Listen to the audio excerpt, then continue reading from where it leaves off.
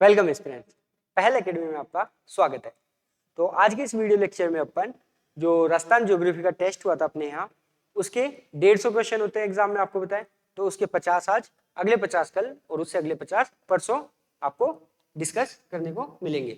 तो आज की सीरीज में स्टार्ट करते हैं अपन राजस्थान ज्योग्राफी के कुछ क्वेश्चन, ठीक है। तो बने रहिएगा मेरे साथ। ओके, ठीक है। तो पहला जो अपना पहला क्वेश्चन है आज की टेस्ट सीरीज में, वो है, ध्यान से पढ़ना है क्वेश्चन को, उसके बाद अटेम्प्ट करना है। इससे आपको देखो क्वेश्चन अटेम्प्ट करने का भी पता चलेगा। और हाँ, एक और इंपॉर्टेंट सूचना, अब से आरपीएससी ने क्या कर दिया, जैसे यहाँ पे 4 ऑप्शन है आपके पास, ठीक है। किसी भी क्वेश्चन के कितने ऑप्शन होते हैं नॉर्मली? 4 ऑप्शन। आरपीएससी ने अभी प्रेस नोट जारी किया है, उसमें अब आपसे आपको 5 ऑप्शन देखने को मिलेंगे। जो बबल अपन डार्क करते हैं, 5 ऑप्शन होंगे आपके पास, 1 2 3 4 and 5, A B C D और ई। ये आपके लिए एक महत्वपूर्ण सूचना है, इसलिए जान लीजिए। देखो, अगर किसी भी क्वेश्चन का आंसर आपका ए बी सी डी में से है तो आपको उस बबल को काला करना ही है, ठीक है। लेकिन मान लो आपको वो क्वेश्चन नहीं आता और आपको वो क्वेश्चन एग्जाम में छोड़ना है, तो अब ये मैंडेटरी है कि अगर आप उस क्वेश्चन को छोड़ रहे हो तो आपको जो ई ऑप्शन है उसको डार्क करना है। जो 5वां ऑप्शन होगा उसको डार्क करना है। क्यों करना है मैं बता देता हूं। अगर मान लो आपने ये क्वेश्चन पूरा छोड़ दिया और आपने ये बबल भी डार्क नहीं किया, तो क्या होगा? आपका 1/3 नंबर कट होगा, बिल्कुल नेगेटिव मार्किंग होगी इसकी। सेकंड, अगर मान लो अपने एग्जाम में कितने क्वेश्चन होते हैं? 150, उसका 10% कितना हुआ? 15 क्वेश्चन। अगर आपने 15 क्वेश्चन से ज्यादा में कोई भी बबल डार्क नहीं किया है तो आप डिस्क्वालीफाई हो जाओगे एग्जाम से। तो प्लीज आप ये चीज ध्यान रखना, ठीक है। अब स्टार्ट करते हैं अपन अपना पेपर। तो चलो पहला क्वेश्चन देखो, राजस्थान के किस जिले में सूर्य की किरणों का तिरछापन सर्वाधिक होता है? In which district of Rajasthan the skewness of the sun rays is highest, ठीक है। तो इसका एक सिंपल सा कंसेप्ट होता है, अपन को पता है over the around the year जो सनरेज है वो ट्रॉपिक ऑफ कैंसर और ट्रॉपिक ऑफ कैप्रिकॉर्न के बीच में ऊपर नीचे होती है, वेरी करती है। मान लो ये आपका 0 डिग्री है, ये आपका 23.5 डिग्री नॉर्थ, ठीक है। ये नीचे 23.5 डिग्री साउथ, ये आपकी कर्क रेखा, ठीक है। ये आपकी मकर रेखा, और सबको पता है ये वाली भूमध्य रेखा।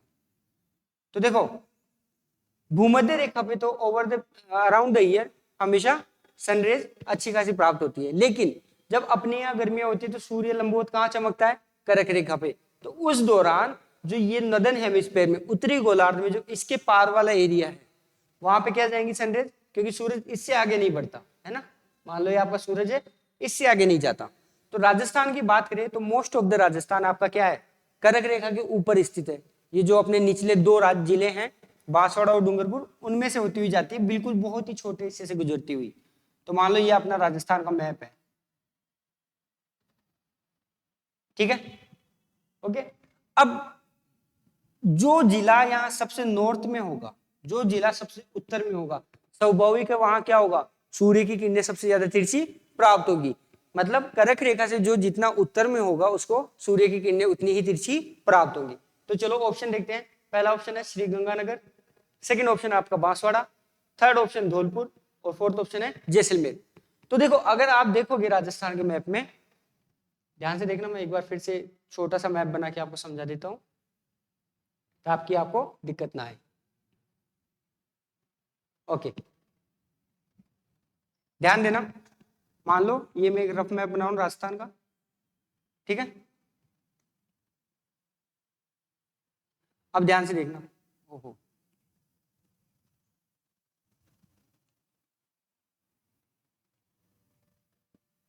ओके, यहां पे है आपका गंगानगर नॉर्थ में, बिल्कुल, ठीक है।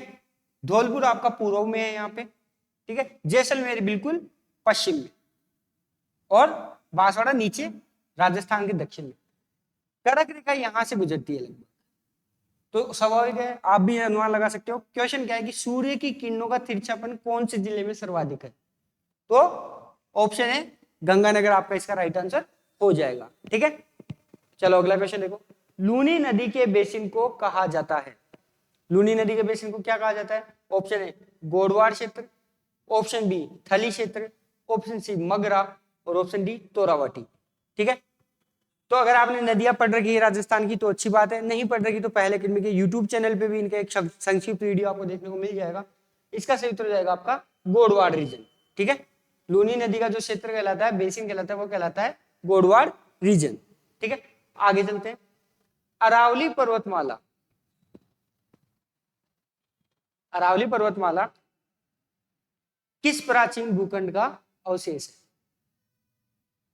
ठीक है, ऑप्शन ए है आपका Angara land, option B Gondwana land, option C Arbud या आबू सिरोही वाला पार्ट और ऑप्शन डी हिमाद्री।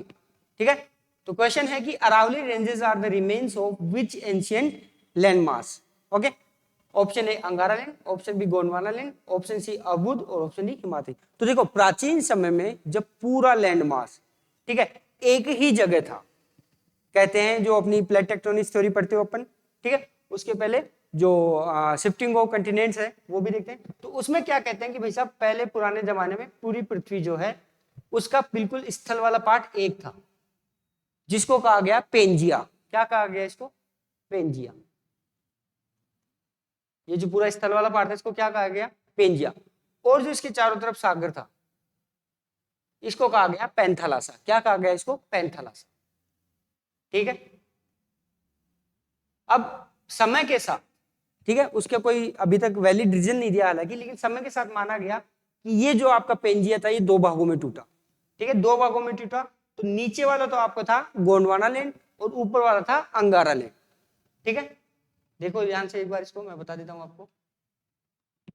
फिर ये दो भागों में टूट गया ऐसे, और अब चारों तरफ पानी था तो इसके बीच में भर गया। जब चारों तरफ पानी भर गया तो इसको तो कहा गया, आपको फिर से रिपीट करता हूं, अंगारा लैंड। जो उत्तर वाला पार्ट था उसको क्या कहा गया? अंगारा लैंड। दक्षिण वाले को कहा गया गोंडवाना लैंड। तो अपना जो अरावली पर्वत वाला पार्ट है वो इस गोंडवाना, ध्यान रखना, जो दक्षिण में था उसका हिस्सा है, ना कि अंगारा लैंड का। ओके, बीच में ये जो यहाँ पे आपके सागर बढ़ा इसको कहा गया टेथिस सी। कौन सा? टेथिस सागर। और टेथिस सागर का ही पार्ट जो अपने रेगिस्तान है थार का मरुस्थल, वो इसका अवशेष माना जाता है। ठीक है, तो ध्यान रह जाएगा आपको ये बात। ओके, आगे चलते हैं। सेवन, धामन, मुराद आदि किस प्रकार की वनस्पति वर्ग के अंतर्गत आते हैं? ठीक है, वेजिटेशन से रिलेटेड क्वेश्चन है ये आपका। ऑप्शन ए झाड़ियां, ऑप्शन बी वृक्ष, ऑप्शन सी घास और ऑप्शन डी उपयुक्त सभी। तो देखो जो सेवन, धामन और मुराद है, अगर आपने राजस्थान ज्योग्राफी कभी कहीं भी पढ़ी है तो आसानी से आइडिया लगा सकते हो, ये एक घास का प्रकार है। किसका? घास का प्रकार है। लगभग जो जैसलमेर है वहां पे ये पाई जाती है। ठीक है, अगला क्वेश्चन देखते हैं। जवाई बांध स्थित है। जवाई बांध is located at, question option A Bhilwara, option B Kota, option C Pali और ऑप्शन डी जयपुर। तो आपका जो जवाई बांध है वो पाली जिले में स्थित है। कहां पे स्थित है? पाली जिले में। तो इसका सही उत्तर क्या हो जाएगा? Option C. ठीक है, चलो अगला जो क्वेश्चन है बहुत इंपॉर्टेंट है। यहां से क्वेश्चन पिछली बार भी पूछा था, ठीक है, और इस बार भी आने के चांसेस है, लेकिन थोड़ा तरीका बदल सकता है। तो देख लेते हैं इसको। दिल्ली मुंबई इंडस्ट्रियल कॉरिडोर, जिसको डीएमआईसी के नाम से जानते हैं। किस नाम से जानते हैं? डीएमआईसी, शॉर्ट फॉर्म है दिल्ली मुंबई इंडस्ट्रियल कॉरिडोर। परियोजना का लगभग 40% हिस्सा, लगभग कितना परसेंट? 40% हिस्सा राजस्थान में है। तो देखो एक तो क्वेश्चन ऐसे ही पूछ लेगा, यहाँ पे क्वेश्चन है हालांकि, लेकिन आपसे पूछ लेगा कि दिल्ली मुंबई इंडस्ट्रियल कॉरिडोर का कितना % हिस्सा राजस्थान में। तो आपको पता होना चाहिए ये 39 से 40% के बीच में है। लगभग कितना है? 40%। तो उसमें राजस्थान में है, जिसकी लंबाई है, ठीक है, तो ऑप्शन ए है आपका 475, ऑप्शन बी 876, ऑप्शन सी 676 और ऑप्शन डी 576। तो इसका जो सही उत्तर हो जाएगा वो आपका 576 किलोमीटर राजस्थान में लोकेटेड है। चलो इसके बारे में कुछ बात कर लेते हैं अपन। डीएमआईसी सबसे पहले तो है क्या? यह एक डेडिकेटेड फ्रेट कॉरिडोर योजना है। डेडिकेटेड का मतलब केवल फ्रेट, माल का जो आवागमन है, ट्रांसपोर्टेशन है, उसी के लिए इसका निर्माण किया जा रहा है। इसमें जापान देश का सहयोग मिला है। कौन से देश का? जापान। जो इंडियन गवर्नमेंट है और जापान के बीच में एक एमओयू साइन हुआ, मेमोरेंडम ऑफ अंडरस्टैंडिंग कहते हैं जिसको। किसके बीच में साइन हुआ? इंडिया और जापान के बीच में। DMIC इसका नाम है। इसकी जो कुल लंबाई है वो है 1483 किलोमीटर, 1483 किलोमीटर। चलो एक क्वेश्चन यहाँ से ये बन सकता है, कौन से देश का सहयोग है? जापान का। लंबाई कितनी है? 1483। राजस्थान में कितना आ रहा है? 40% या 576 किलोमीटर। एक और जो इंपोर्टेंट क्वेश्चन बन सकता है वो ये बन सकता है कि ये कहां से कहां तक है? तो यूपी के दादरी से, कहां पे? जो आपके उत्तर प्रदेश का दादरी है वहां से लेकर जो मुंबई का, महाराष्ट्र का जवाहरलाल नेहरू बंदरगाह है, जवाहरलाल नेहरू पोर्ट है, वहां तक ये कंस्ट्रक्ट की जाएगी। अच्छा चलो ये तो पता चल गया आपको कि सहयोग किसका है, लंबाई कितनी है, राजस्थान में कितना है। इंपॉर्टेंट बात यह कि ये कितने राज्यों से गुजरती है? तो यह लगभग 6 राज्यों से गुजरती है। नाम बता देता हूं आपको, प्लीज आप याद रखना, ठीक है। पहला सबसे ऊपर यूपी हो गया, ठीक है। कौन सा हो गया? यूपी। फिर हरियाणा, HR हरियाणा, फिर राजस्थान, फिर MP, फिर गुजरात और लास्ट में महाराष्ट्र। तो प्लीज आप ये याद रखना, ठीक है। 6 राज्य, वापस रिपीट कर देता हूं, यूपी, हरियाणा, राजस्थान, मध्य प्रदेश, गुजरात और महाराष्ट्र। चलो अगला क्वेश्चन देखते हैं। राजस्थान के प्रथम बायोलॉजिकल पार्क का नाम क्या है? बताइए। What is the name of first biological park of Rajasthan? Option A Nahargarh, option B Shergarh, option C Aakal और ऑप्शन डी वन विहार। इसका सही उत्तर हो जाएगा आपका नाहरगढ़, जो कि कहाँ स्थित है? जयपुर में। कहाँ है? जयपुर में। एक बायोलॉजिकल पार्क जो आपका ये आकलवुड है, ये कहाँ पे है? जैसलमेर में। ये फॉसिल पार्क है, ठीक है, जो जीवाश्म होता है उनसे रिलेटेड। उसके बाद एक आता है अपने सज्जनगढ़, जो कि उदयपुर में है, और माचिया सफारी जोधपुर में है। प्लीज आप ये याद रखना। अगला क्वेश्चन देखो, मेमंद आभूषण कहाँ पहना जाता है? शरीर का कौन सा हिस्सा है जहां पे मेमंद नाम का आभूषण पहना जाता है? तो इसका ऑप्शन देखो, हाथ, सिर, नाक और कान। तो इसका सही उत्तर जाएगा आपका सिर। अच्छा, ऐसा ही एक क्वेश्चन RAS जो प्रीलिम्स 2021 था उसमें पूछा था टोटी। क्या पूछा था? टोटी, जो कि कान में पहना जाता है। तो आपसे रिक्वेस्ट है एक बार आप आभूषण भी अच्छे से पढ़ के जाएं। नॉर्मली एक क्वेश्चन हर एग्जाम में वो पूछ लेता है। Now let's move forward to next question. Rajasthan का कौन सा शहर घंटियों के शहर के रूप में जाना जाता है? तो देखो सिंपल सी बात है, घंटियों का शहर का मतलब वहां पे बहुत सारे मंदिर होंगे, ठीक है। मंदिर में क्या होती है? घंटियां। तो option A Jhalrapatan, option B Sirohi, option C Bichhiwara and D Hindaun city. इसका सही उत्तर हो जाएगा आपका झालावाड़ में स्थित है झालरापाटन। कौन सा? झालरापाटन, जो कि चंद्रभागा नदी के किनारे है। कहाँ पे है? चंद्रभागा नदी के किनारे। अगर आपसे देखो जब भी ज्योग्राफी पढ़ो तो ये तो बहुत ही इंपॉर्टेंट हो जाता है कि कौन सी नदी के किनारे कौन सा शहर बसा हुआ है, तो वो आप एक बार देख लेना। झालापाटन आपका चंद्रभागा नदी के किनारे है और इसी को घंटियों के शहर के रूप में जाना जाता है, ठीक है। नेक्स्ट क्वेश्चन, पांचना सिंचाई परियोजना किस जिले में स्थित है? In which district the Panchana irrigation project is located? Option है आपका Dholpur, option B Sikar, option C Karauli और ऑप्शन डी दौसा। इसका जो सही उत्तर हो जाएगा वो आपको हो जाएगा ऑप्शन सी करौली। देखो पांचना जो बांध बनाया गया, करौली का जो आसपास का रीजन है वहां पेयजल सप्लाई के लिए इसका निर्माण किया गया। इसमें 5 नदियों का पानी आके गिरता है, ठीक है। कोई कितनी नदियों का? 5 नदियों, ठीक है। इसीलिए इसको क्या कहा गया? पांचना। ओके, अगला क्वेश्चन, कौन सा राजमार्ग, नेशनल हाईवे से है ये क्वेश्चन, ट्रांसपोर्ट जो आपके सिलेबस में है, कौन सा राजमार्ग अरावली पर्वत श्रृंखला के समानांतर गुजरता है? तो पहले तो अरावली की भी बात कर लेते हैं। देखो अगर राजस्थान के मैप की बात करें तो अरावली आपका जो दक्षिण पश्चिम है वहां से लेके उत्तर पूर्व तक फैला हुआ है, ठीक है, सबको पता है। उसके बाद ये स्टार्ट वैसे यहाँ देखो, तो इसके पैरेलल ऑप्शन है NH8 ऑप्शन दे रखा है आपको, NH15 दे रखा है, NH65 दे रखा है और NH3। तो देखो रिसेंट में साल 2 साल पहले एक तो नेशनल हाईवेज के नाम बदले हैं, तो आप प्लीज एक बार इनको अच्छे से पढ़ लेना। दूसरी चीज इसका सही उत्तर हो जाएगा आपका NH8। तो क्वेश्चन ये कह रहा है कि जो NH8 है वो आपके अरावली के समानांतर गुजरता है, बिल्कुल पैरेलल, ठीक है। तो क्वेश्चन की डिमांड यही थी, तो इसका ऑप्शन हो जाएगा ऑप्शन ए सही उत्तर। चलो नेक्स्ट क्वेश्चन देखते हैं। सिवाना का दुर्ग किन पहाड़ियों में बना हुआ है?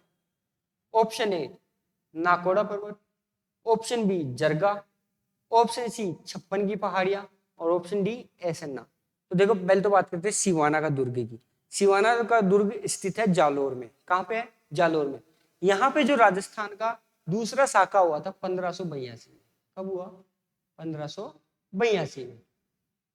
सिवाना का दुर्ग ही वह दुर्ग है जिसको अलाउद्दीन खिलजी ने जीत के इसका नाम खैराबाद कर दिया था। क्या कर दिया था? खैराबाद। और जो चित्तौड़गढ़ वाला था उसका नाम क्या किया था? किसी को पता है? उसका नाम क्या था? खिजराबाद। क्या किया था? खिजराबाद। खिजराबाद। चलो क्वेश्चन पे आते हैं वापस। जो सिवाना का दुर्ग कहाँ बताया मैंने? जालोर में स्थित है और यह 56 की पहाड़ियों में स्थित है। कहाँ पे स्थित है? 56 की पहाड़ियों में। तो इसका सही ऑप्शन हो जाएगा आपको ऑप्शन सी। चलो अगले क्वेश्चन पे बढ़ते हैं अपन।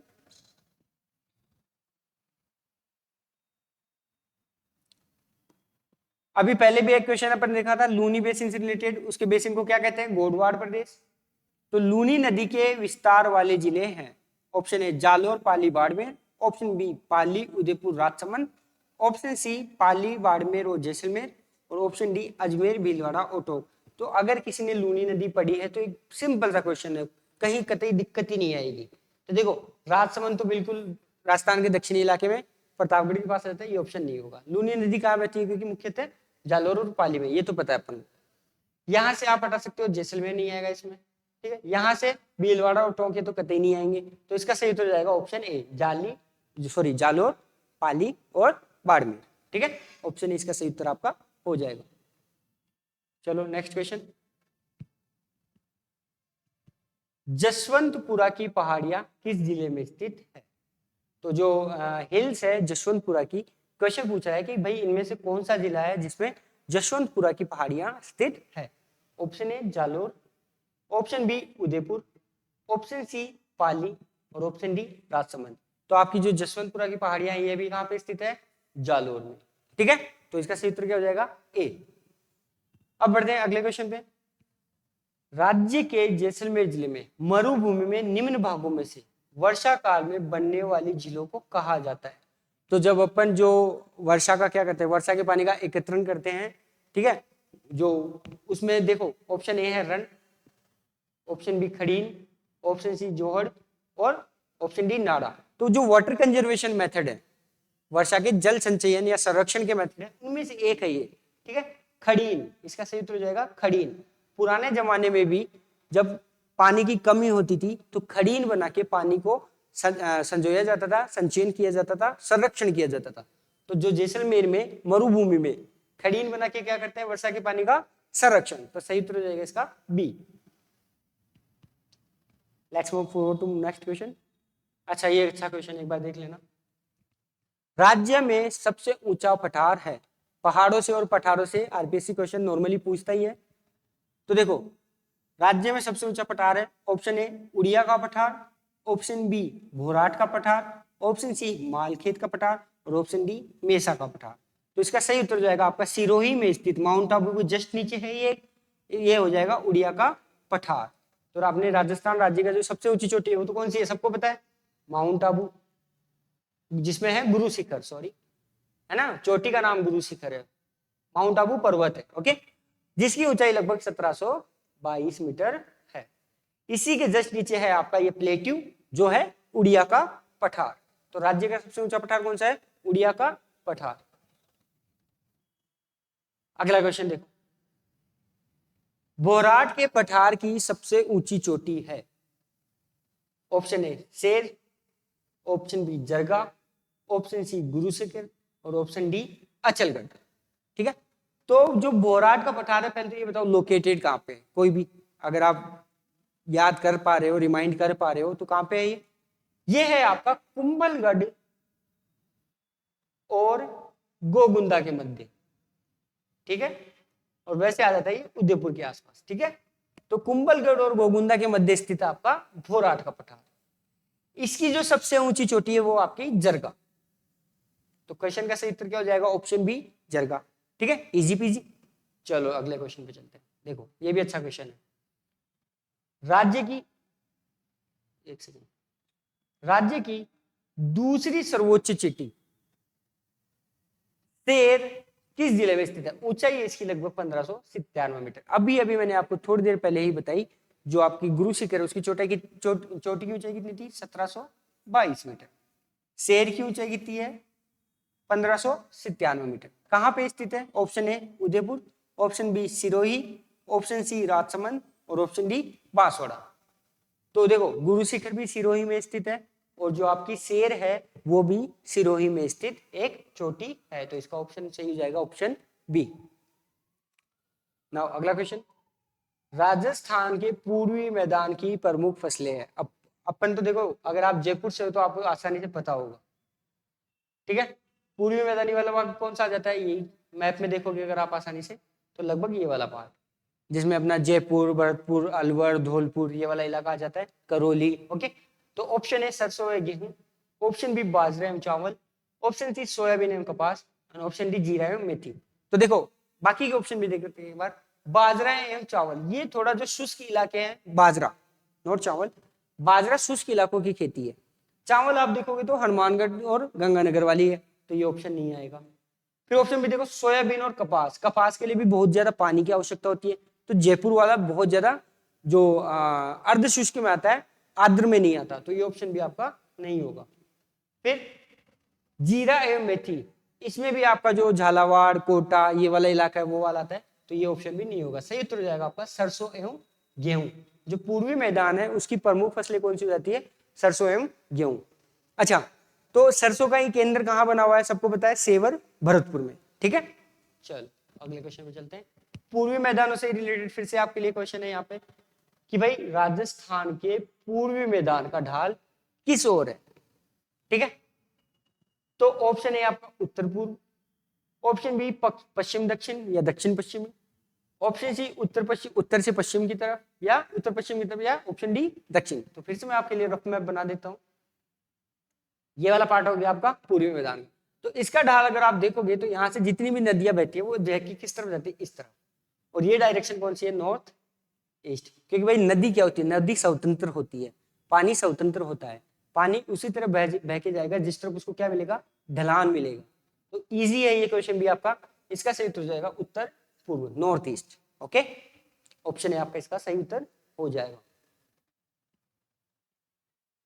अगला क्वेश्चन, अभी थोड़ी देर पहले अपन ये देखा था, राजस्थान में एकमात्र जीवाश्म पार्क कहाँ स्थित है? The only fossil park located in Rajasthan is located at, option A Jaisalmer, option B Jodhpur, option C Bikaner और ऑप्शन डी बाड़मेर। सबको पता है आकलवुड फॉसिल पार्क, नाम क्या है इसका? आकलवुड। कहाँ स्थित है? जैसलमेर में।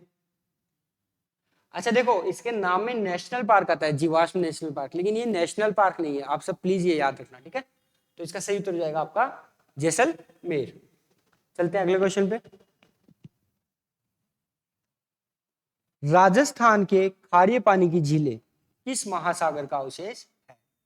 तो अपने यहाँ जो खारे पानी की जितनी भी झीलें पाई जाती है वो कौन से महासागर का अवशेष है? थोड़ी देर पहले मैंने आपको बात बताई थी, जो कंटिनेंटल ड्रिफ्ट थ्योरी है उसका पार्ट था, कि पहले एक पेंजिया हुआ करता था, उसके चारों ओर एक महासागर था, कौन सा? पैंथालासा। वो दो टुकड़ों में टूटा। नॉर्थ वाला कहलाया आपका अंगारा लैंड, साउथ वाला कहलाया आपका गोंडवाना लैंड, और बीच में जो सागर बना उसको अपन ने क्या कहा? Tethys sea. तो देखो इसको ऑप्शन देखो, अरब सागर, टेथिस, आर्कटिक और हिंद। तो इसका आंसर अभी थोड़ी देर पहले अपन ने डिस्कस किया भी था, ऑप्शन बी टेथिस महासागर आपका सही उत्तर हो जाएगा।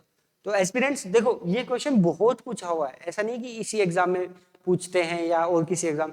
आरपीएससी ऐसे ही क्वेश्चन फॉर्म करेगी, और इस बार तो आपको पता है 5 के ऑप्शन होंगे। तो आपको ये ध्यान रखना है कि जो क्वेश्चन आ रहा है वो तो अटेम्प्ट करना ही है, जो नहीं आ रहा उसके भी बबल आपको फिल करने हैं। तो आप थोड़ा प्लीज प्रिकॉशियस रहना, इजी क्वेश्चन कतई गलत ना करें, है ना। जो क्वेश्चन सबके सही होते हैं जनरली वो अपने गलत नहीं होनी चाहिए। अच्छा चलो, ये क्वेश्चन है, अच्छा इसमें थोड़ा सोचना पड़ेगा। कैसे? क्वेश्चन पढ़ते हैं, राजस्थान के किस क्षेत्र में दैनिक तापांतर सर्वाधिक रहता है? तो पहले तो आपको क्या पता होना चाहिए कि भाई तापांतर कहते किसको है, ठीक है। तो तापांतर होता है, दैनिक तापांतर बोल रहा है, तो दैनिक तापांतर का मतलब कि दिन में जो सबसे उच्च तापमान होगा, the highest temperature during the day. और रात में जो सबसे कम तापमान होगा, किसी भी समय हो सकता है रात में, उन दोनों के बीच का अंतर क्या कहलाएगा? आपका तापांतर। तो दिन का पूछ रहा है, एक दिन में, तो ऑप्शन देखो, पश्चिमी राजस्थान, ऑप्शन बी पूर्वी राजस्थान, ऑप्शन सी दक्षिणी राजस्थान, और ऑप्शन डी उत्तरी राजस्थान। तो देखो, एक टर्म होती है ज्योग्राफी में आपकी, अल्बिडो। अल्बिडो होता है कि कोई भी जो सरफेस होती है धरती की, पृथ्वी की, वो जो सूर्य से प्राप्त विकिरण है उसको किस हद तक वापस रिफ्लेक्ट कर पाती है। तो ये जो तापांतर है अल्बिडो पर डिपेंड करता है। तो पश्चिमी राजस्थान में आप देखोगे तो वहां रेत के टीले हैं। तो रेत के टीले क्या करते हैं? रेत की खास बात क्या होती है? रात को तो वो दिन को तो वो क्या करेगी? सूर्य की विकिरणों को ट्रैप कर लेगी, अवशोषित कर लेगी। कौन? रेत, दिन के समय। तो तापमान क्या होगा? बढ़ जाएगा। अब रात में, जब रात का समय होगा, सूरज नहीं होगा, थोड़ा ठंड का मौसम होगा, तो वो हीट रिलीज करेगी रेत, और बहुत फास्ट करती है। उसके कारण आप देखना, जो रेत वाले, जो मरुस्थल वाले इलाके हैं, वहां रात को ठंड भी बहुत ज्यादा होती है। तो टेम्परेचर रात को क्या चला जाएगा? बहुत ही डाउन। ये डे का, ये नाइट का। तो तापांतर कहां ज्यादा हो जाएगा भाई? पश्चिमी राजस्थान में। ऑप्शन ए इसका सही उत्तर हो जाएगा। ओके, फिर चलते हैं अगले क्वेश्चन में। अरावली पर्वतमाला किस युग से संबंधित है? ये आपका जियोलॉजिकल टाइम स्केल से क्वेश्चन है, ठीक है। तो ऑप्शन है इसका Permian, option B Devonian, option C pre Cambrian, और option D Jurassic. Aravalli ranges belong to which era? ठीक है, तो इसका जो सही उत्तर हो जाएगा वो हो जाएगा आपका प्री कैम्ब्रियन जो एरा था, उसमें अरावली का निर्माण हुआ। अरावली क्या है भाई? हिमालय जैसे नवीन वलित पर्वत श्रृंखला है, ठीक है, लेकिन अरावली क्या है? अब बहुत ही वृद्ध हो चुकी है, ठीक है। इसका अपरदन इतना हद तक हो चुका है कि इसकी ऊंचाई अब बहुत कम बची है, वरना जो कि औसत ऊंचाई अभी इसकी 900 मीटर के आसपास है लगभग, है ना। एग्जैक्ट तो याद नहीं मेरे को, लेकिन कितने के आसपास है? 900 मीटर है, ये पूछेगा भी नहीं। लेकिन ये ध्यान रखना कि जो अरावली है ये ओल्ड माउंटेन्स का आपका उदाहरण है। चलो अगला क्वेश्चन देखो। प्रतापगढ़ का संबंध किस क्षेत्र से है? ठीक है, प्रतापगढ़ का संबंध आपका किस क्षेत्र से संबंधित है ये, या इसको और किस नाम से जानते हैं इस वाले क्षेत्र को? ऑप्शन ए छप्पन का मैदान, ऑप्शन बी कांठल का मैदान, ऑप्शन सी भोराट का पठार, और ऑप्शन डी गोंडवाना लैंड। तो देखो, अभी अपन ने थोड़ी देर पहले छप्पन की पहाड़ियां देखी थी, वो कहाँ पे है? वो जालोर में है, कंफ्यूज मत होना आप, ठीक है। पहाड़ियां जो है वो जालोर में, ओके। इसका जो सही उत्तर हो जाएगा वो हो जाएगा आपका कांठल का मैदान।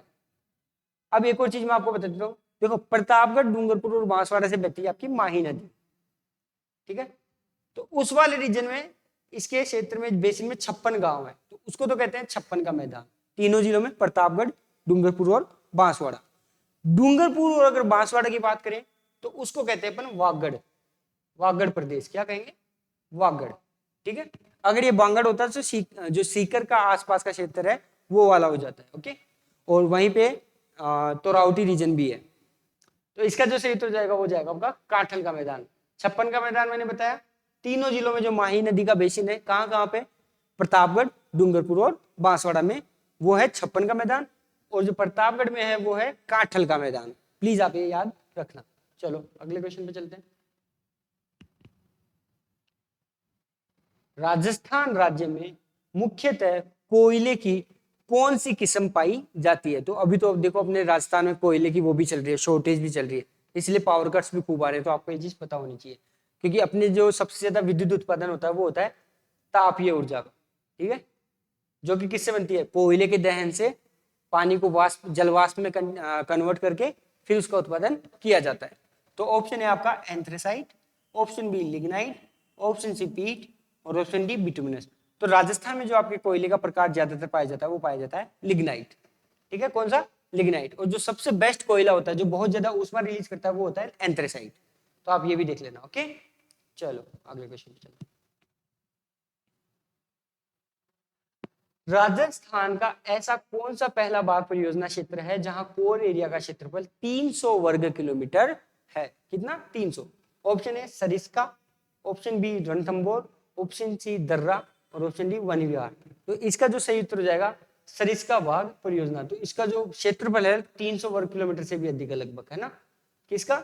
सरिस्का का। अलवर के आसपास वाले रीजन में है ये, आपको याद होना चाहिए ये चीज। Next question, Ram Sagar one विहार स्थित है। राम सागर वन विहार या फॉरेस्ट जो रीजन है वो कहाँ पे स्थित है? ऑप्शन है आपका Dholpur, option B Kota, option C Bharatpur और ऑप्शन डी बांसवाड़ा। तो इसका जो सही उत्तर हो जाएगा आपका राम सागर वन विहार स्थित है धौलपुर के अंदर। कहाँ पे स्थित है? धौलपुर में। ओके ठीक है। देखो जो लेटेस्ट फॉरेस्ट सर्वे रिपोर्ट है वो भी पढ़ लेना, अपने यूट्यूब चैनल पे भी जो मैराथन क्लासेज है उनमें वो मिल जाएगी आपको उसका विवरण, तो वहां जाके देख सकते हो आप, ठीक है, क्योंकि क्वेश्चन आते ही हैं वन से। ओके नेक्स्ट क्वेश्चन, निम्नलिखित को सुमेलित मैच द फॉलोइंग टाइप का क्वेश्चन है, ठीक है। इस प्रकार क्वेश्चन अब तक अपन ने काफी सोल्व किए हैं। पहला ऑप्शन है चित्तौड़गढ़ मृगवन और उनकी जो स्थापना हुई उसका वर्ष दे रखा है 1969। फिर ऑप्शन बी दे रखा है Sajjangarh, option C Machia safari और ऑप्शन 4 पुष्कर मृगवन। तो देखो जो आपका चित्तौड़गढ़ मृगवन है उसकी स्थापना हुई थी 1969 में, ठीक है। उसके बाद जो सज्जनगढ़ मृगवन है उसकी स्थापना हुई आपकी 1984 में। फिर माचिया सफारी जो है वो आपका 1985 और पुष्कर वाले की हुई थी 1985 में। तो इसका जो सही उत्तर है वो आपका option A B C D, ठीक है, एग्जाम करेक्टली मैच्ड है। सज्जनगढ़ की बात करें तो ये कहाँ पे है? उदयपुर में, ठीक है। कहाँ पे है ये? उदयपुर में। और माचिया सफारी है आपका जोधपुर में। तो आप ये याद जरूर रख लेना, ठीक है। माचिया सफारी कहाँ है? जोधपुर में। मृगवन की बात हो रही है, हिरण की बात हो रही है, तो अपना एक जो पार्क है चूरू का, वो काले मृग के लिए फेमस है। एक सेकेंड, काले मृग, ठीक है। फिर क्वेश्चन आता आपका फिर से वन्यजीव संरक्षण के लिए एनिमल प्रोटेक्शन से रिलेटेड है कि भाई स्वतंत्रता प्राप्ति के बाद वन्य जीवों के संरक्षण की आधारशिला कब रखी गई थी, कि पहली बार जो गवर्नमेंट है उसके द्वारा प्रयास कब किए गए कि जो वन्य जीवों का संरक्षण किया जाए। तो ऑप्शन ए आपका 7 नवंबर 1952, ऑप्शन बी 7 नवंबर 1953 और ऑप्शन सी 7 नवंबर 1954 और ऑप्शन डी 7 नवंबर 1955। तो इसका सही हो जाएगा आपका 7 नवंबर 1955, क्योंकि उसी टाइम सरकार ने कुछ नियम बनाए थे, शिकार प्रतिबंध किया था राजस्थान ने इन पर्टिकुलर, ठीक है। अगर आप वैसे बात करो तो जोधपुर जो रियासत थी स्वतंत्रता के पहले, उसने सबसे पहले प्रयास किए थे शिकार को रोक लगाने के। और एक और क्वेश्चन आपका आता है वो थोड़ा आर्ट एंड कल्चर से रिलेटेड है कि कौन से राज्य की जो चित्रकारी है उसमें शिकारी वाले दृश्य दिखाए जाते, तो उसका उत्तर कोटा है आपका, ठीक है। अगर चित्रकारी में शिकार वाले दृश्य पूछे जाए तो कोटा। स्वतंत्रता से पहले अगर बात करें प्रयासों की तो जोधपुर, और स्वतंत्रता के बाद राजस्थान राज्य ने 7 नवंबर 1955 को पहली बार कुछ नियम बनाए।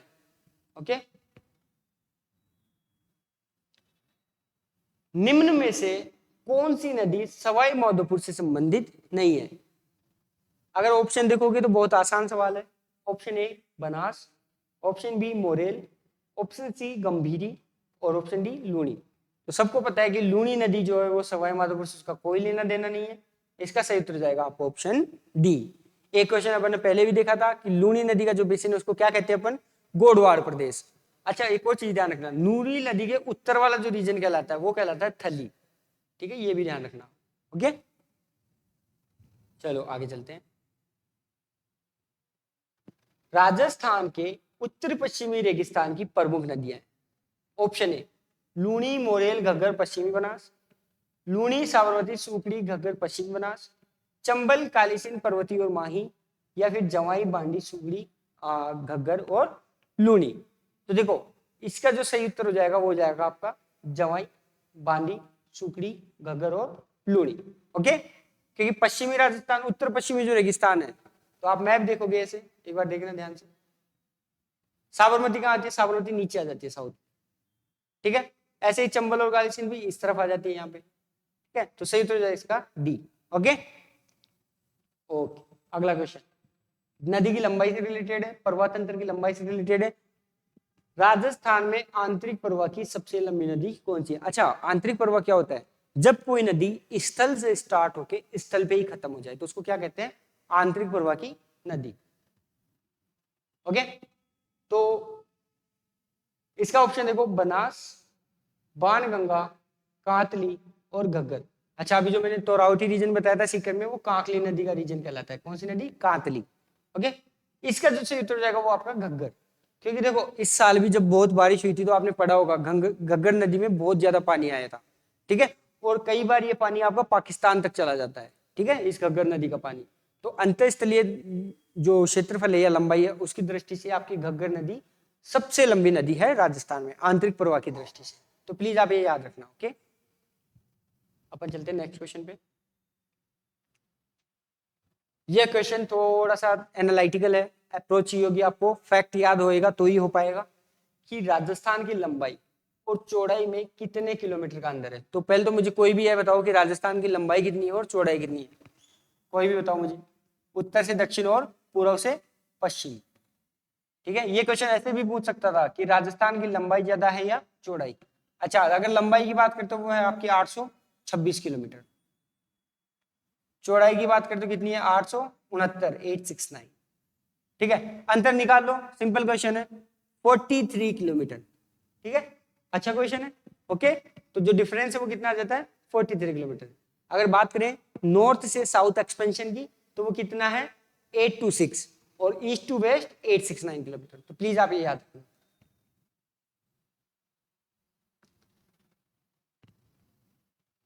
अगला क्वेश्चन आपका, राजस्थान राज्य की आदिवासी जनजातियां मुख्यतः राजस्थान के किस भौगोलिक क्षेत्र में निवास करती है। ऑप्शन ए उत्तर पश्चिमी मरुस्थलीय क्षेत्र, ऑप्शन बी दक्षिणी पूर्वी पठारी भाग, ऑप्शन सी अरावली पर्वतीय प्रदेश और ऑप्शन डी पूर्वी मैदानी भाग। तो इसका जो इजी क्वेश्चन है भाई, जनजाति है तो जनजाति को क्या चाहिए होता है, ये तो फॉरेस्ट प्रोड्यूस चाहिए होगा, जंगलों में रहती है, उनको लकड़ी वकड़ी चाहिए होती है ना, वो अपना उनका एक अलग कल्चर होता है, उसको संरक्षित रखे रहना जरूरी होता है। तो आप देखोगे जो अरावली पर्वतीय प्रदेश है वहां पे इनकी जो बेसिक नीड्स की सारी चीजें हैं, पानी, वाटर, फूड, भोजन और शेल्टर, आवास आसानी से उपलब्ध होता है, इसलिए ऑप्शन सी इसका सही उत्तर हो जाएगा। ओके, उसके बाद अपन देखिए अगला क्वेश्चन, फिर से दिमाग का क्वेश्चन है, एनालिटिकल क्वेश्चन है। अगर आपको ज्योग्राफी पढ़ी है, बेसिक्स अच्छे, तो आप ये क्वेश्चन कर सकते हो कि भाई राजस्थान में जून माह में न्यूनतम वायुदाब किस जिले में पाया जाता है। ठीक है, option A Jaisalmer, option B Bikaner, option C Sikar और ऑप्शन डी जयपुर। तो देखो वायुदाब और जो तापमान है वो एक दूसरे के व्युत्क्रमानुपाती होते हैं, इनवर्सली प्रोपोर्शनल होते हैं। Temperature is inversely proportional to pressure या दाब। तो टेम्परेचर इन चारों जिलों में सबसे ज्यादा कहां पे होता है गर्मियों में, जैसलमेर, क्योंकि वहां पे रेत है, अभी मैंने बताया, दैनिक तापांतर भी वहीं देखने को मिलता है। इसका सही उत्तर जाएगा आपका जैसलमेर। जैसलमेर जिले में गर्मियों के दौरान आपका न्यूनतम तापमान पाया जाता है, सॉरी अधिकतम तापमान और न्यूनतम दाब वायुदाब। मिट्टी में खारेपन और क्षारीयता की समस्या को दूर करने के लिए किसका प्रयोग किया जाता है। एक नहीं, दो नहीं, पूछो मत कितनी एग्जाम्स में ये क्वेश्चन आया है। Option A gypsum, option B वृक्षारोपण, ऑप्शन सी शुष्क कृषि विधि और ऑप्शन डी रासायनिक उर्वरक। तो रासायनिक उर्वरक तो देखो वैसे भी कुछ रसायन आते हैं, लेकिन ये इसका सही तो नहीं होगा। इसका सही तो जाएगा आपका जिप्सम। जिप्सम ऐड करते हैं अपन मिट्टी में ताकि जो उसकी क्षारीयता है या खारापन है उसको दूर किया जा सके। वृक्षारोपण और शुष्क कृषि विधि आपकी जब पानी को जो शुष्क इलाके हैं उनमें किया जाता है ताकि वर्षा अच्छी हो और पानी का कंजर्वेशन। अगला क्वेश्चन, जैसलमेर जिले का कौन सा गांव रेगिस्तानी प्रसार के लिए जाना जाता है। तो सबको बताया थार का जो रेगिस्तान है वो पूर्व की तरफ बढ़ चुका होता है, लेकिन कौन रोकता है उसको, अरावली पर्वतमाला रोके हुए है, ठीक है, वरना वो इस तरफ आता है। तो इनमें से एक गांव है जो इसके लिए फेमस है, जहां पे थार का जो मरुस्थल है उसका प्रसार हुआ है। ऑप्शन ए नाचना, ऑप्शन बी आकल, ऑप्शन सी सम और ऑप्शन डी डावला। तो इसका जो सही उत्तर जाएगा वो जाएगा नाचना गांव। ओके, नाचना गांव इसका सही उत्तर हो जाएगा। कहां पे है ये, जैसलमेर जिले में है। ओके, और रेगिस्तान के प्रसार के लिए फेमस है। ओके, अगला क्वेश्चन, राजस्थान का पहला गिद्ध संरक्षण केंद्र कहाँ स्थित है। ठीक है, जो वल्चर है उनका कंजर्वेशन सेंटर बनाया गया है, कहाँ बनाया गया है। ऑप्शन ए कोटसर, ऑप्शन बी संवत्सर, ऑप्शन सी जोहड़बीड़ और ऑप्शन डी सज्जनगढ़। इसका जो सही उत्तर जाएगा वो आपको हो जाएगा जोहड़बीड़, जो कि कहाँ पे है, बीकानेर में है। क्या बनाया गया है यहाँ, गिद्ध संरक्षण केंद्र। राजस्थान का पहला जो गिद्ध वल्चर कंजर्वेशन रिजर्व है वो कहाँ बनाया गया है, बीकानेर में, जोहड़बीड़ में। अच्छा, एक दवाई आती है डाइक्लोफेनेक, कौन सी आती है? डाइक्लोफेनेक, जो दर्द निवारक दवाई है। ये पहले पशुओं में दी जाती थी, अभी तो इसको बैन कर दिया। इसको इसीलिए बैन कर दिया क्योंकि जब पशुओं में इसकी मात्रा बढ़ गई और पशु मृत हो जाते थे तो क्या करते थे अपन? मैदानों में फेंक देते थे। उनको कौन खाता था? गिद्ध। तो गिद्धों की जो जनसंख्या कम हुई उसका एक कारण था आपका ये डाइक्लोफेनेक। ओके, तो ये भी पूछा हुआ क्वेश्चन है आपका। देखो अभी मैंने बात करी और क्वेश्चन आ गया कि राजस्थान में सर्वाधिक आखेट निश्चित क्षेत्र वाला जिला कौन सा है? जो मैक्सिमम जो शिकार है, हंटिंग प्रोहिबिटेड एरिया है, वो आपका कौन से जिले में है? ऑप्शन है आपका Jodhpur, option B Jaisalmer, option C Udaipur और ऑप्शन डी कोटा।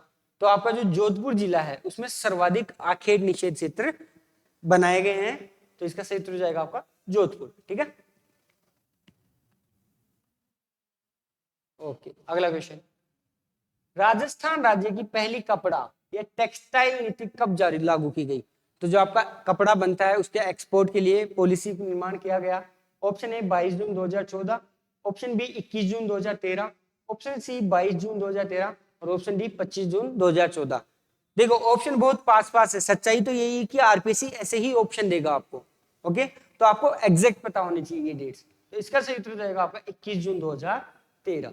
ठीक है, जो राजस्थान की पहली कपड़ा या टेक्सटाइल जो नीति पॉलिसी बनाई गई, ठीक है, वो कब बनाई गई? Textile policy 21 June 2013। ओके, ये भी अच्छा क्वेश्चन है कि राजस्थान की पहली औद्योगिक नीति इंडस्ट्रियल जो पॉलिसी लागू करी गई वो कब करी गई? ऑप्शन देख लेते हैं। 24 जून 1978, 24 of June 1978, 25 June 1979, 25 of June 1979, 25 June 1978, 25 of June 1978 या फिर 30 जून 1980, 30th ऑफ जून ऑफ 1980। इसका सही उत्तर जाएगा आपका 24 जून 1978। तत्कालीन जो मुख्यमंत्री थे भैरव सिंह शेखावत, कौन थे इस वक्त? ये भी पूछ लेता है, ध्यान रखना, भैरव सिंह शेखावत, इन्होंने ये नीति औद्योगिक नीति बनाई। ठीक है, तो कब बनाई? 24 जून 1978 को।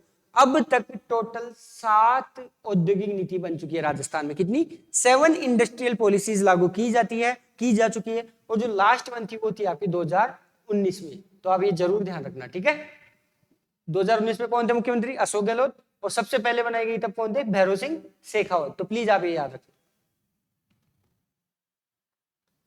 ओके, मैच द फॉलोइंग का क्वेश्चन है, निम्नलिखित में से कौन सा सही सुमेलित नहीं है? Which one of the following is not correctly matched? Option A Birla cement work Chittorgarh, option B Shri cement Beawar, option C JK Udaipur, option D JK white cement Gotan. तो इसका जो सही उत्तर हो जाएगा वो आपका हो जाएगा सी, जेके सीमेंट वर्क्स उदयपुर। ये गलत मैच है। क्वेश्चन क्या है? गलत मैच पूछा है। तो जो आपका जेके सीमेंट वर्क्स है ये आपका निम्बाहेड़ा चित्तौड़ में है। कहां पे है? निम्बाहेड़ा चित्तौड़गढ़ में। उदयपुर ये गलत मैच हो रखा है। बाकी की 3 सही मैच है। बिड़ला सीमेंट वर्क चित्तौड़गढ़ में है, श्री सीमेंट लिमिटेड ब्यावर में है और जेके व्हाइट सीमेंट गोटन में है। ठीक है, चलो आगे चलते हैं। निजी क्षेत्र की, जो प्राइवेट सेक्टर की, निजी क्षेत्र से क्या तात्पर्य होता है? Private sector. तो निजी क्षेत्र की सर्वप्रथम चीनी मिल किस जिले में खोली गई? ठीक है, ओके। पहला option Chittorgarh, option B Udaipur, option C Kota, option D Ajmer. तो जो प्राइवेट सेक्टर की पहली चीनी मिल थी वो कहां बनाई गई थी? चित्तौड़गढ़ में, भोपाल सागर जगह का नाम है, भोपाल सागर। 1932 में। कब बनाई गई? 1932 में। फिर भाई ये तो हो गई निजी क्षेत्र की बात। सार्वजनिक क्षेत्र की, पब्लिक सेक्टर की कब बनाई गई? वो बनाई गई 1937 में गंगानगर शुगर मिल। कौन सी? Ganganagar sugar mill. अच्छा, एक और क्वेश्चन इसमें बनता है, वो बनता है सहकारिता, कोऑपरेटिव सेक्टर की जो चीनी मिल थी वो आपकी केशवराव पैटर्न बूंदी में 1965 में बनाई गई। कब बनाई गई? बूंदी में केशवराय पैटर्न है वहां 1965 में। तो वापस से रिवीजन करवा देता हूं। निजी क्षेत्र की करवाई गई आपकी भोपाल सागर चित्तौड़गढ़ 1932, 1937 में गंगानगर शुगर मिल और 1965 में सहकारिता क्षेत्र की जो बूंदी केशवराय पैटर्न क्षेत्र में थी वहां पे बनाई गई चीनी मिल। चलो नेक्स्ट क्वेश्चन, राजस्थान में सर्वप्रथम वनस्पति घी का जो कारखाना खोला गया वो कहाँ खोला गया? ठीक है, ऑप्शन ए है आपका Bhilwara, option B Udaipur, option C Ajmer और ऑप्शन डी जयपुर। तो जो इसका सही उत्तर हो जाएगा वो जाएगा ऑप्शन ए भीलवाड़ा। जो सर्वप्रथम वनस्पति घी जो वेजिटेबल घी है उसका जो कारखाना खोला गया है वो आपका भीलवाड़ा में खोला गया। अगला क्वेश्चन देखो, राजस्थान में अफीम का उत्पादन किन जिलों में होता है? तो पहली बात तो यह कि अफीम के उत्पादन के लिए आपको लाइसेंस की जरूरत पड़ती है, क्योंकि ये क्वेश्चन यूपीएससी में पूछा हुआ है। ठीक है, कि जो स्केड्यूल होती है 1972 का आपका बना हुआ है act, wild life conservation act, उसके अंतर्गत पहले 6 स्केड्यूल होते थे, अब उनकी संख्या हो गई है मात्र 4, 2 कम कर दिए, बदल दिए हैं। तो आप एक बार देख लेना। तो अफीम के उत्पादन के लिए क्या चाहिए होता है? लाइसेंस।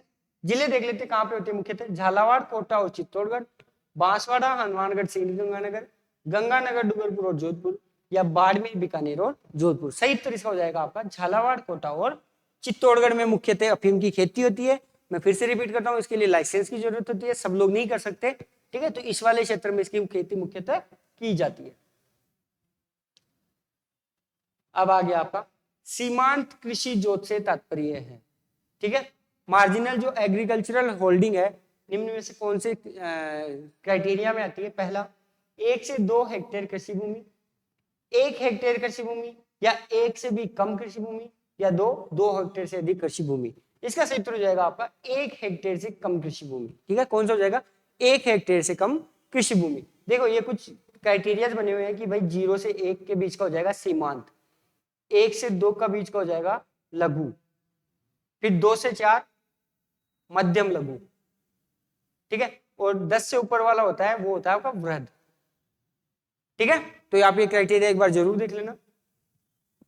अगला क्वेश्चन है, राजस्थान में कृषि जोतों की सर्वप्रथम जो गणना की गई वो कब की गई थी? Option A 1960-61, option B 70-71, option C 72-73, या ऑप्शन डी 75-76। सही उत्तर इसका हो जाएगा, जो कृषि जोतों की सर्वप्रथम गणना की गई 1970-71 में राजस्थान में कृषि जोतों की सर्वप्रथम जो गणना की गई वो कब की गई? 1970-71 में। अच्छा, अगला क्वेश्चन, आइसोपोम योजना क्या है? एक योजना है जिसका नाम है आइसोपोम।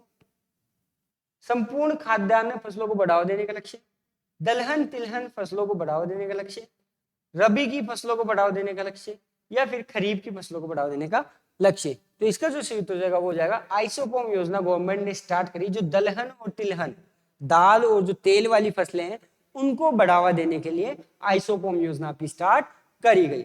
ओके, तो ऑप्शन बी इसका सही उत्तर हो जाएगा। आज का अपन लास्ट क्वेश्चन देख लेते हैं, last but not the least. 51 से 100 वाला आपको कल आपको वीडियो मिल जाएगा। ठीक है, निम्नलिखित में से नकदी फसलें कौन सी है? ए गेहूं, चावल, मक्का, बाजरा, ऑप्शन बी कपास, गन्ना, तंबाकू और अफीम, ऑप्शन सी मूंगफली, अरंडी, तारामीरा या जोजोपा, और ऑप्शन डी उपरोक्त सभी। तो इसका जो सही उत्तर हो जाएगा वो आपको हो जाएगा कपास, गन्ना, तंबाकू और अफीम। ये आपकी नकदी फसलें। नकदी फसलें कौन सी होती है? जो किसान उगाता है और बेच के पैसा कमाने का उसका मेन दृष्टिकोण होता है। ठीक है, तो ऑप्शन बी आपका इसका सही उत्तर हो जाएगा। तो एस्पिरेंट्स, आप प्लीज ये वीडियो दोस्तों के साथ भी शेयर करें। ठीक है, बाकी और कोई दिक्कत आए आप कमेंट सेक्शन में हमको जरूर पूछें। पहल एकेडमी आपके लिए हमेशा अवेलेबल है। और दूसरी चीज, मैराथन क्लासेस जो सब्जेक्ट्स की पहल एकेडमी के चैनल पे आपको देखने को मिलेगी, उनमें भी आप देख लेना। जो पुरानी क्लासेज अपलोड कर रखी है हमने ऑलरेडी, उनमें आपको geography, history, art and culture सबका आपको अच्छा खासा एक जो कंबाइंड है वो देखने को मिल जाएगा। और अगर किसी को पूरी क्लासेस चाहिए हो तो आपके जो स्क्रीन पे नंबर है उस पर कॉल करके आप पूछ सकते हैं। तो thank you so much, all the best and all the best to your preparation. Thank you.